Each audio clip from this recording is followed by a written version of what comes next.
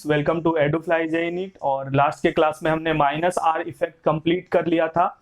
इससे पहले हमने प्लस आर इफेक्ट देखा था कि किस तरीके से प्लस आर इफेक्ट कोई स्पीसीज है जिसके पास इलेक्ट्रॉन पेयर है और वो बेंजीन रिंग में वो अपने इलेक्ट्रॉन को डोनेट कर रहा है और किस तरीके से वो इलेक्ट्रॉन डेंसिटी को बढ़ा रहा है। माइनस आर इफेक्ट में कोई सा भी कॉन्जुगेटेड सिस्टम के थ्रू इलेक्ट्रॉन को निकाल रहा है, रेजोनेंस के थ्रू इलेक्ट्रॉन को निकाल रहा है, तो माइनस आर इफेक्ट बोल रहे थे। उसमें से प्लस आर और माइनस आर का हमने फीचर्स भी देख लिया। ठीक है, तो आज एक एग्जांपल हम लोग इस क्लास में करते हैं और उसके बाद नेक्स्ट जो टॉपिक है हमारा वो है एरोमेटिसिटी, हकल्स रूल, वो हम लोग देख लेंगे। तो एक एग्जांपल सबसे पहले प्लस आर और माइनस आर इफेक्ट वाले से ले लेते हैं। किसी का एसिडिक स्ट्रेंथ फाइंड करते हैं। मैंने पहले भी बोला है फ्रेंड आपको कि हम लोग ये सब चीजें क्यों कर रहे हैं, इंडक्टिव इफेक्ट क्यों पढ़ रहे हैं, माइनस आई प्लस आई क्यों पढ़ रहे हैं, प्लस आर माइनस आर क्यों पढ़ रहे हैं। इसका एक ही रीजन है कि भाई हमें स्टेबिलिटी कैलकुलेट करना है। और स्टेबिलिटी कैलकुलेट हम लोग क्यों कर रहे हैं, क्योंकि हमें भाई कॉन्जुगेट बेस का स्टेबिलिटी मिलता है तो उसका हमें एसिडिक स्ट्रेंथ भी मिल जाता है उसके एसिड का। ठीक है, तो एक एग्जांपल लेते हैं एसिडिक स्ट्रेंथ से रिलेटेड और उसके बारे में हम लोग डिस्कशन करते हैं। तो सबसे पहला मैंने एक कंपाउंड लिया बेंजीन रिंग और उसमें मैंने OH ग्रुप डाल दिया फेनॉल और यहां पे मैंने लगा दिया NO2। ठीक है, NO2 ग्रुप मैंने लगा दिया। इसके बाद दूसरा जो हम लोग कंपाउंड ले रहे हैं वो बेंजीन ही है और OH ग्रुप उसमें है। यहां पे हमने ऐड कर दिया OCH3। ठीक है, और थर्ड कंपाउंड जो ले रहे हैं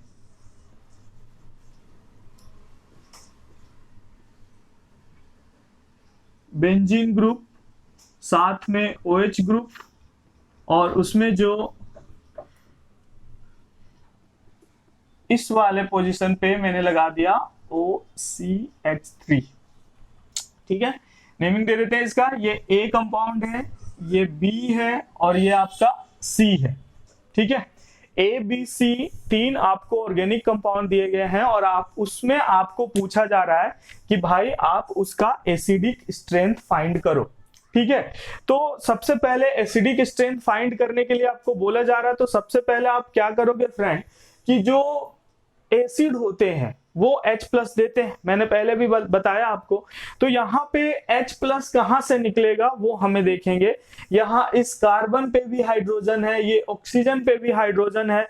तो इस कंपाउंड का सबसे जो एसिडिक वाला पार्ट होगा वो कौन सा पार्ट होगा फ्रेंड, जो हाई इलेक्ट्रोनेगेटिव एटम के साथ लगा हुआ है। कार्बन के साथ हाइड्रोजन और ऑक्सीजन के साथ हाइड्रोजन, कौन वाला हाइड्रोजन ज्यादा एसिडिक होगा, इसमें आप कैसे फाइंड करोगे कि भाई कार्बन और हाइड्रोजन ने दोनों एक एक इलेक्ट्रॉन शेयर किया, अपने तरफ इलेक्ट्रॉन को कौन खींचेगा, कार्बन हाइड्रोजन का जो एक कंडीशन है। दूसरा हमने लिया ऑक्सीजन और हाइड्रोजन का एक कंडीशन है, तो ऑक्सीजन ज्यादा इलेक्ट्रोनेगेटिव होगा तो वो इलेक्ट्रॉन को अपने तरफ ज्यादा खींचेगा। तो क्या होगा, ऑक्सीजन वाला जो हाइड्रोजन है वो निकल जाएगा जल्दी से, इसलिए हम लोग उसे क्या बोलेंगे कि भाई वो ज्यादा एसिडिक हाइड्रोजन है।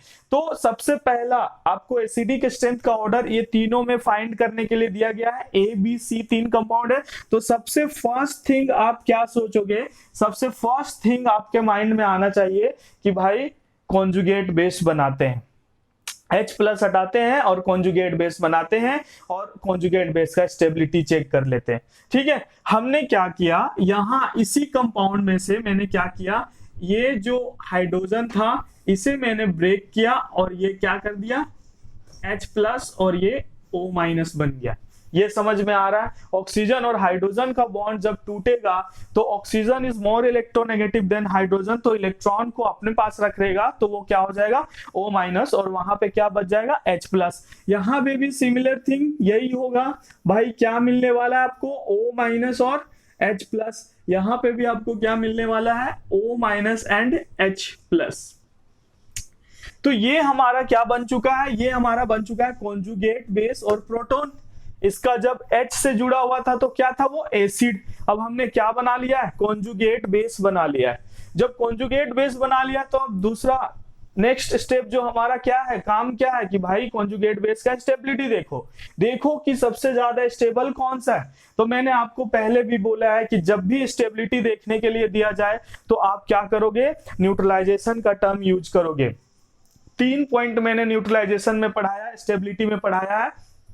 एक, जब वो चार्ज और न्यूट्रल में आपको स्टेबिलिटी देखने के लिए बोला जाए तो charge system will be more unstable होगा देन न्यूट्रल सिस्टम। दूसरा पॉइंट कि भाई तीनों अगर, चारों अगर, 5 अगर सभी क्या है, चार्ज सिस्टम है, तो स्टेबिलिटी आप कैसे देखोगे, जिसमें सबसे ज्यादा न्यूट्रलाइजेशन हो रहा होगा। 4 चार्ज सिस्टम दिए गए हैं, अगर अनस्टेबल कौन है ये देखना है आपको, तो आप क्या करोगे कि भाई जो सबसे ज्यादा एक्यूमुलेशन चार्ज का हो रहा होगा जिसपे, वो सबसे ज्यादा अनस्टेबल होगा। चलिए आते हैं इस पे हम लोग। तो यहाँ पे क्या है, NO2 है और ये O- है, O- है, O-। एक इससे पहले जो मैंने क्वेश्चन करवाया था, मैंने आपको बताया था कि भाई उसमें जो कॉमन चीजें हैं उसको आप रेफरेंस मान लो, उसको आप रेस्ट में मान लो, रिलेटिव स्टेबिलिटी चेक करना होता है हमें। अब यहाँ पे कॉमन चीजें क्या है, O-, O-, तीनों जो चार्ज हैं वो क्या है, O- चार्ज है। ठीक है, अब ये तीनों चार्ज O- है भाई, तो ये नेगेटिव चार्ज है। नेगेटिव चार्ज के लिए न्यूट्रलाइजेशन का मतलब क्या होगा, उसके लिए न्यूट्रलाइजेशन का मतलब होगा कि भाई मेरे से कोई इलेक्ट्रॉन निकाले। अब तीनों में बेंजीन रिंग लगा हुआ है, बेंजीन रिंग लगा हुआ है, मतलब ये कहां जाएगा, ये जाएगा रेजोनेंस में, ये यहां से जाएगा रेजोनेंस में, ये यहां से जाएगा नीचे उतरेगा। मतलब ये अपने आप को स्टेबलाइज करना चाह रहा होगा इलेक्ट्रॉन को नीचे देकर। ठीक है, तो ये तीनों चीजें क्या है, रेस्ट में आपने मान लिया कि भाई O-, O-, O-। अब तीनों में जिसमें सबसे ज्यादा न्यूट्रलाइजेशन होगा भाई, वही मेरा सबसे ज्यादा स्टेबल होगा। तो देख लेते हैं कॉमन चीजें क्या है, यहां benzene ring, benzene ring, benzene ring, सब में इलेक्ट्रॉन नीचे उतर रहा होगा। अब नीचे उतारने में जो उसको हेल्प कर रहा होगा, नीचे उतरने में जो इसको हेल्प कर रहा होगा, वही वाला सिस्टम क्या होगा, ज्यादा स्टेबल होगा। अब ध्यान से देखिए, यहां पे NO2 ग्रुप जो है वो शो करता है कैसा, NO2 ग्रुप शो करता है -R इफेक्ट। -R इफेक्ट मतलब कि भाई इलेक्ट्रॉन को निकालना उस सिस्टम से, मतलब ये जो NO2 ग्रुप है, ये NO2 ग्रुप क्या होगा, इलेक्ट्रॉन को नीचे निकालने में हेल्प करेगा। इस बेंजीन रिंग में जो भी इलेक्ट्रॉन होगा वो रेजोनेंस के थ्रू, -R इफेक्ट के थ्रू ये इसको नीचे उतारने में हेल्प करेगा, निकालने में हेल्प करेगा। ठीक है, उसके बाद हम लोग आते हैं OCH3। OCH3 के पास लोन पेयर, इलेक्ट्रॉन पेयर, तो भाई जितने भी इलेक्ट्रॉन पेयर वाले ग्रुप होते हैं वो क्या होता है, +R इफेक्ट शो करेगा। तो ये जो ग्रुप है OCH3, ये क्या शो करेगा, इलेक्ट्रॉन ये +R के थ्रू इलेक्ट्रॉन देना पसंद करेगा। ठीक है, यहां पे हम लोग देख लेते हैं OCH3, चलो उसके बारे में डिस्कस करेंगे बाद में, एक बार यहां पे कंपेयर कर लेते हैं। NO2 जो है -R इफेक्ट शो कर रहा है, मतलब इलेक्ट्रॉन को क्या कर रहा है, वो निकाल रहा है। ये O- क्या चाह रहा होगा कि भाई मेरे से कोई इलेक्ट्रॉन निकाले। अब ध्यान से देखो NO2 ग्रुप क्या कर रहा है, इस O- का हेल्प कर रहा है इलेक्ट्रॉन को निकालने में।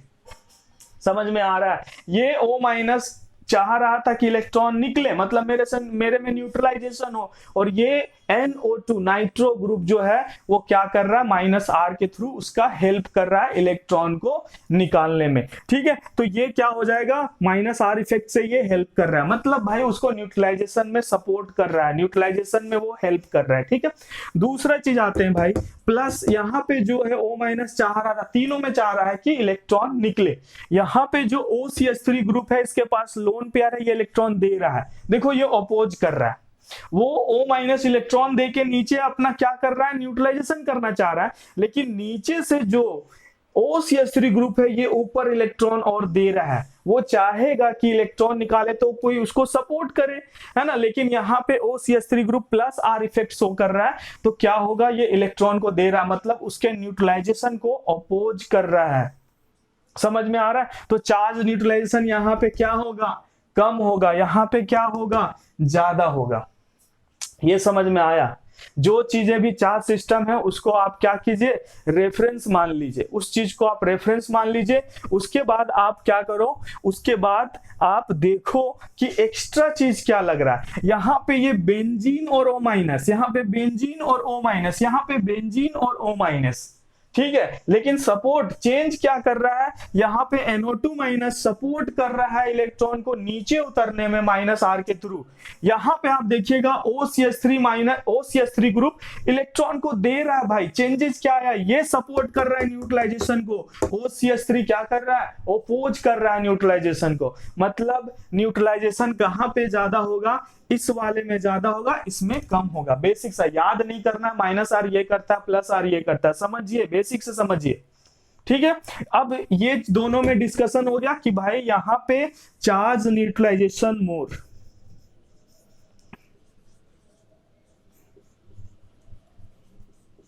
चार्ज न्यूट्रलाइजेशन मोर ज्यादा है भाई, ठीक है। रीजन क्या है भाई, ये माइनस आर इफेक्ट इलेक्ट्रॉन को निकाल रहा है। तो यहां पे क्या होगा, stability of conjugate base more, stability क्या हो जाएगा, इंक्रीज होगा। यहां पे क्या है भाई, charge neutralization less, charge neutralization less, तो स्टेबिलिटी क्या हो जाएगा भाई, इसका लेस हो जाएगा, स्टेबिलिटी लेस हो जाएगा, ठीक है भाई। चलो ये दोनों में कंपेयर कर आते हैं थर्ड वाले एग्जांपल में। थर्ड में क्या बोल रहा है भाई कि सेम थिंग कि भाई O माइनस चाह रहा था कि इलेक्ट्रॉन को कोई निकाले। अब O को कोई इलेक्ट्रॉन निकाल, तो यहां पे क्या होगा, OCH3 के पास क्या है, इलेक्ट्रॉन पेयर है।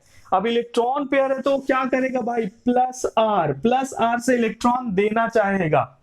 अब देखिए ध्यान से समझिए, यहां पे कौन सा पोजीशन है, ये ऑर्थो मेटा पेरा। OCH3 ग्रुप कहां पे लगा हुआ है, पेरा पोजीशन पे, और मैंने मेटा पोजीशन में मैंने बताया था प्लस आर और माइनस आर एप्लीकेबल नहीं होता, ठीक है। चलो माइनस आर और प्लस आर आपका क्या होता है, एप्लीकेबल नहीं होता। तो प्लस आर माइनस आर जहां एप्लीकेबल नहीं होता वहां फिर इंडक्टिव में जाएंगे। तो यहां पे देखिए कौन सा ग्रुप है, O, हाईली इलेक्ट्रोनेगेटिव एटम, तो क्या करेगा, O कौन सा इफेक्ट लगाएगा, माइनस आई इफेक्ट लगाएगा, ठीक है। माइनस आई इफेक्ट में NOx ग्रुप जो होते हैं, XNOS ग्रुप जो होते हैं वो माइनस आई इफेक्ट लगाते हैं। तो ये क्या करेगा भाई, सिग्मा बॉन्ड के थ्रू थोड़ा थोड़ा इलेक्ट्रॉन निकालेगा।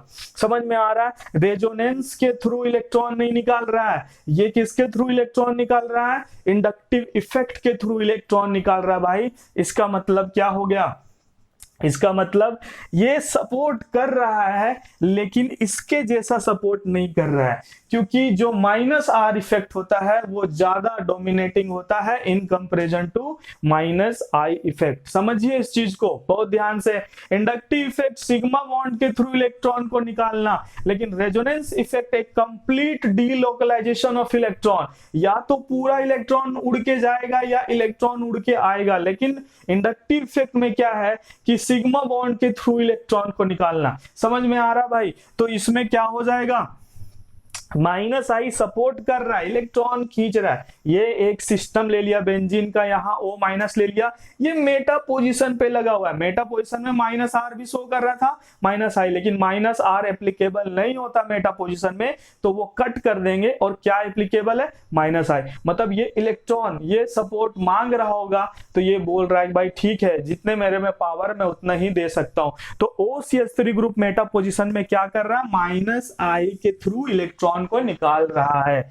मतलब सबसे ज्यादा इलेक्ट्रॉन अगर आप बात करो तो कौन निकाल रहा है, NO2। किसके थ्रू, माइनस आर और माइनस आई भी है। मैंने माइनस आई का डिस्कशन ही नहीं किया, यहां पे माइनस आई भी है, क्योंकि रेजोनेंस बहुत ज्यादा डोमिनेटिंग हो जाता है इंडक्टिव से, तो इसलिए वो कंपेयर नहीं किया। लेकिन अगर यहाँ रेजोनेंस नहीं होता फिर हम लोग माइनस आई इंडक्टिव में जाते, ठीक है। तो यहाँ पे माइनस आर माइनस आई दोनों लग रहा है भाई। OCH3 में क्या लग रहा है, प्लस आर और माइनस आई, लेकिन माइनस आई डोमिनेटिंग उतना नहीं होता, क्या ज्यादा होता है, प्लस आर होता है। तो ये इलेक्ट्रॉन दे रहा है बल्क में, NO2 इलेक्ट्रॉन बल्क में निकाल ले रहा है, और ये OCH3 मेटा पे थोड़ा थोड़ा इलेक्ट्रॉन को निकाल रहा है, तो सबसे ज्यादा निकाल रहा है ए, उसके बाद सी, उसके बाद बी। मतलब कॉन्जुगेट बेस का स्टेबिलिटी अगर ऑर्डर चेक करो तो ए ग्रेटर देन सी ग्रेटर देन बी। मतलब एसिडिक स्ट्रेंथ जो होता वो क्या होता, पैरा नाइट्रोफिनॉल का सबसे ज्यादा, उसके बाद क्या हो जाता मेटामिथॉक्सीफिनॉल, मेटामिथॉक्सीफिनॉल, और उसके बाद क्या हो जाता पैरामिथॉक्सीफिनॉल, ये ऑर्डर हो जाता। तो फ्रेंड हम लोग एक और एग्जांपल लेते हैं जिसमें हम लोग देखते हैं कि किस तरीके से स्टेबिलिटी देखेंगे किसी भी कॉन्जुगेट बेस का। ठीक है, तो एक एग्जांपल मैं ले रहा हूं, इसमें से आप ध्यान से समझना।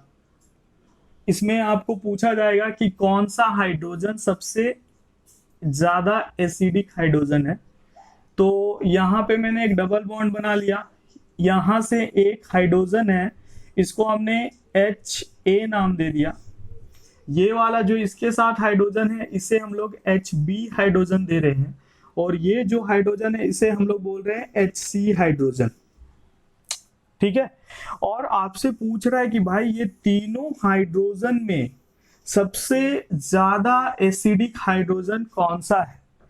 HA वाला सबसे ज्यादा एसिडिक है, HB सबसे ज्यादा एसिडिक है, या HC सबसे ज्यादा एसिडिक है। ठीक है, तो इसके लिए आपको क्या करना पड़ेगा, आपको सबसे पहले इसमें फाइंड करना पड़ेगा कि भाई किसका कॉन्जुगेट बेस कितना ज्यादा स्टेबल। ठीक है, तो सिंपल है, डरने की जरूरत नहीं है। आपसे पूछ दिया गया ये कार्बन है, यहाँ पे हाइड्रोजन है, तोड़ेंगे तो क्या होगा C- आएगा, यहाँ पे भी क्या आएगा C- आएगा, यहाँ पे भी C- आएगा। ठीक है, तो इसका हम लोग मान लो यहां से सबसे पहला जो मैं स्ट्रक्चर बना रहा हूं, यहां से मैंने HB को निकाल दिया। मान लो कि मैंने HB को निकाल दिया, यही तो करते हो आप। किसी का भी एसिडिक स्ट्रेंथ आपको फाइंड करने के लिए दिया जाता है, आप क्या करते हो, सबसे पहले आप उस हाइड्रोजन को हटाते हो और कॉन्जुगेट बेस बनाते हो। मान लो मैंने इसे हटाया तो स्ट्रक्चर क्या बनेगा, स्ट्रक्चर आपका कुछ इस टाइप से बनेगा, यहां पे डबल बॉन्ड और ये आपका नेगेटिव चार्ज हो जाएगा, है ना, और ये HC यहाँ पे लगा हुआ है और ये HB लगा हुआ है, उससे हमें कोई फर्क नहीं पड़ता है, HA लगा हुआ है। ठीक है, कोई फर्क नहीं पड़ता। दूसरा सिचुएशन है कि मान लो हमने क्या करा, HA को निकाल दिया तो क्या स्ट्रक्चर बनेगा, या कॉन्जुगेट बेस हमारा क्या बनेगा, ये हमें देखना है।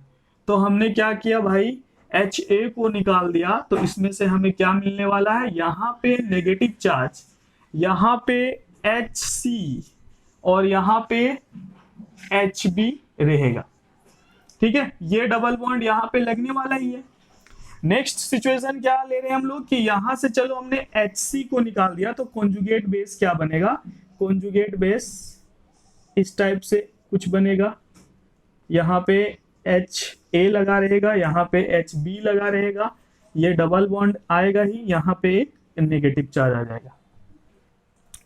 ठीक है, अब ध्यान से समझना कि किसका कॉन्जुगेट बेस कितना ज्यादा स्टेबल है, उसके लिए हम लोग क्या करते हैं, न्यूट्रलाइजेशन देखते हैं। न्यूट्रलाइजेशन में टूल्स क्या है, एक तो इंडक्टिव इफेक्ट टूल्स है, दूसरा रेजोनेंस टूल है। ठीक है, और कुछ इलेक्ट्रोनेगेटिविटी फैक्टर है, कुछ साइज फैक्टर है ना।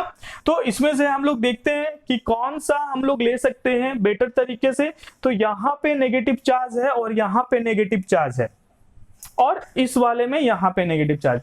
क्या यहाँ पे इस वाले नेगेटिव चार्ज में इंडक्टिव इफेक्ट लग रहा है, तो लग रहा होगा भाई। यहाँ पे जो CH2 ग्रुप है और यहाँ पे जो CH2 ग्रुप है, ये दोनों इस पे इलेक्ट्रॉन को दे रहा होगा।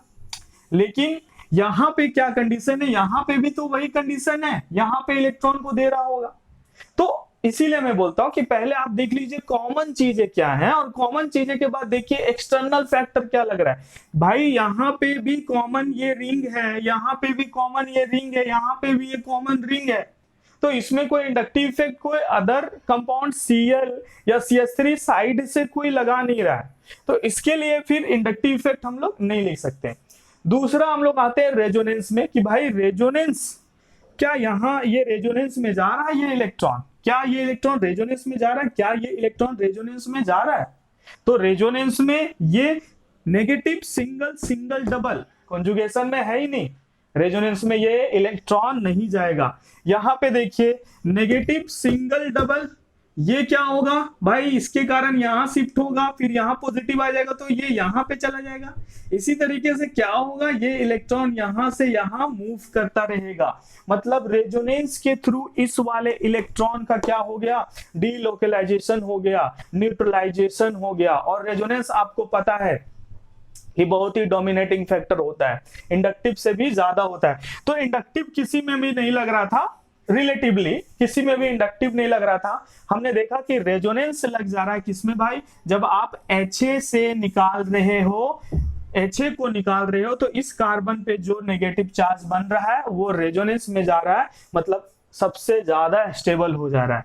मतलब अगर HA वाला इलेक्ट्रॉन हाइड्रोजन निकाल रहे हैं तो उसका कॉन्जुगेट बेस सबसे ज्यादा स्टेबल है, मतलब HA वाला जो है वो सबसे ज्यादा एसिडिक हाइड्रोजन है। मतलब ये जान रहा है कि भाई मैं निकलूंगा तो मेरा कॉन्जुगेट बेस क्या है, जा रहा है रेजोनेंस में, तो क्या होगा, वो ज्यादा स्टेबल होगा। इसीलिए मेरा कॉन्जुगेट बेस ज्यादा स्टेबल, इसलिए मेरा जो एसिड होगा उतना ही ज्यादा एसिडिक, मतलब मेरा जो हाइड्रोजन होगा वो जल्दी निकलेगा, मतलब मैं जल्दी निकल जाऊंगा। समझ में आ रहा है ये चीजें, ठीक है। तो पहले आपको यही रिलेटिवली देखना है। एक तो कॉमन चीजें मान लो, सभी कार्बन पे है नेगेटिव चार्ज, देखो कार्बन पे नेगेटिव चार्ज, कार्बन पे नेगेटिव चार्ज, कार्बन पे नेगेटिव चार्ज। इंडक्टिव इफेक्ट कहीं नहीं लग रहा, अगर लग रहा है तो कुछ ना कुछ तीनों में लग रहा है, तो वो फैक्टर डिसाइडिंग नहीं होगा। रेजोनेंस लग रहा है भाई एक में लग रहा है, यहाँ पे रेजोनेंस में जा ही नहीं रहा है, डबल नेगेटिव चार्ज रेजोनेंस में है ही नहीं। तो अब ये दोनों में कंपेयर करते हैं कि भाई ये तो हमारा सबसे ज्यादा एसिडिक हो गया क्योंकि ये रेजोनेंस में जा रहा है, इसका कॉन्जुगेट बेस रेजोनेंस में जा रहा है। अब ये HC और HB निकालने पे जो जो कॉन्जुगेट बेस मिला है हमें, इसका हम लोग कंपेयर कर लेते हैं कि कौन ज्यादा स्टेबल है। अब देखिए इंडक्टिव इफेक्ट ना इसमें लग रहा है ना इसमें लग रहा है, कार्बन के ऊपर नेगेटिव चार्ज, कार्बन के ऊपर नेगेटिव चार्ज। इसमें क्या रेजोनेंस लग रहा है, रेजोनेंस भी नहीं लग रहा है। दो फैक्टर हमारे पास अब बच गए क्या, एक तो साइज, कार्बन कार्बन साइज भाई दोनों का बराबर ही है तो साइज फैक्टर रह नहीं सकता। लास्ट फैक्टर जो है वो है इलेक्ट्रोनेगेटिविटी। देखिए ये कार्बन जो है वो sp3 कार्बन है, sp3 कार्बन है, ठीक है। इस कार्बन के साथ एक हाइड्रोजन और है, sp3 कार्बन। और ये कार्बन जो है आपका ये क्या है, sp2 कार्बन। तो sp2 पे नेगेटिव चार्ज और sp3 पे नेगेटिव चार्ज, कौन ज्यादा कंफर्टेबल जोन में रहेगा, sp2 वाला, क्योंकि sp2 is more electronegative than sp3। इसका मतलब क्या है भाई कि sp2 कार्बन के ऊपर जो नेगेटिव चार्ज है वो ज्यादा स्टेबल रहेगा, मतलब Hb जो होगा वो Hc से ज्यादा एसिडिक हाइड्रोजन होगा। तो Ha greater than Hb greater than Hc, ठीक है। तो रीजन क्या है, तीनों चीजें आपको देखना है। और इसी तरीके से मैंने क्लास में समझाया है आपको, तो एक बार आप ध्यान से समझ लेना फ्रेंड। फिर से मैं बता रहा हूं, कभी भी आपको एसिडिक स्ट्रेंथ फाइंड करने के लिए दिया जाएगा तो आपको उसके लिए स्टेबिलिटी फाइंड करना होगा। स्टेबिलिटी फाइंड करने के लिए आपको inductive effect, resonance, aromaticity, hyper conjugation, size factor, electronegative factor, ये सब सारे चीज देखने पड़ेंगे। इसलिए मैं बोल रहा हूं कि याद करने में मत लगो, याद करोगे तो जेईई नीट के क्वेश्चन हो नहीं पाएंगे, इसलिए अच्छे से समझ लो। और जिनको भी दिक्कत आ रहा है इंडक्टिव में plus I minus I plus R minus R में, मैंने पूरा बेसिक लेके चला है, ऐसा नहीं कि एडवांस लेवल में लेके गया हूं मैं, बस जैसे मैं समझता था जब मैं आईआईटी की तैयारी कर रहा था उस तरीके से भाई मैंने आपको समझा दिया है। अब आप पे है कि आप किस तरीके से समझो। लेकिन मैंने पहले भी बोला है कि अगर 10 क्वेश्चन है भाई तो उसका 10 क्वेश्चन अगर एसिडिक स्ट्रेंथ से है तो उसको सॉल्व करने का हमेशा एक ही तरीका होना चाहिए, 10 तरीका लेके मत जाइए।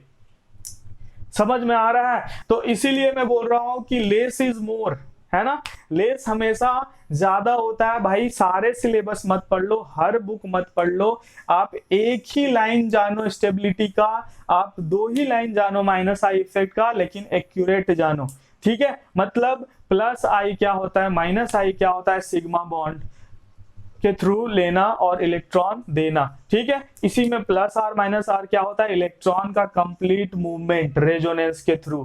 ठीक है, एसिडी के स्ट्रेंथ कैसे फाइंड करेंगे भाई, हाइड्रोजन हटाओ, कॉन्जुगेट बेस बनाओ, स्टेबिलिटी चेक करो। स्टेबिलिटी कैसे चेक करेंगे, स्टेबिलिटी चेक करेंगे न्यूट्रलाइजेशन और एक्यूमुलेशन से। उसके लिए टूल्स हैं इंडक्टिव, रेजोनेंस, एरोमेटिसिटी और ये सब चीजें। तो आज की क्लास में इतना ही। ये क्वेश्चन आपको बहुत ही हेल्प करने वाले हैं जेई या नीट में। ठीक है, नेक्स्ट क्लास में मिलता हूं फिर इसके एरोमेटिसिटी का टॉपिक लेके।